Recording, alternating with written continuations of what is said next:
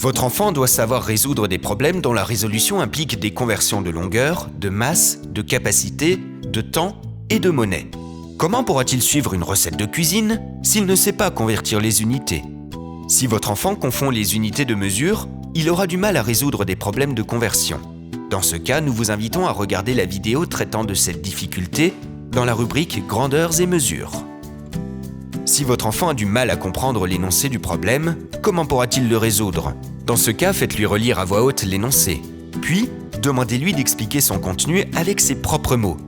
Si vous pensez qu'il n'a pas tout compris, posez-lui des questions qui le guideront dans la compréhension de l'énoncé. Puis, demandez-lui de vous indiquer ce qu'il doit chercher et d'y associer une unité de mesure. Par exemple, je cherche la longueur d'un périmètre, j'utiliserai donc des mètres ou des centimètres.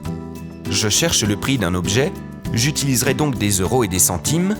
Je cherche le temps de trajet pour aller à l'école, j'utiliserai donc des heures et des minutes. Aidez-le ensuite à trier les informations indispensables qui lui permettront de résoudre le problème. Vous pouvez par exemple lui faire entourer toutes les données numériques appartenant au même domaine de la même couleur, les unités de mesure du temps, en, mois, semaine, heure, minute, seconde, les unités de mesure de longueur, millimètres, centimètres, décimètres, mètres, kilomètres, etc. Votre enfant a compris le problème. Il pose les bonnes opérations, mais dès qu'il s'agit de conversion, celles-ci sont fausses.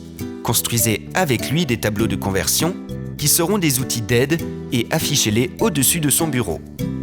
Et surtout, n'oubliez pas, c'est en manipulant le plus souvent possible ces unités que votre enfant les utilisera automatiquement.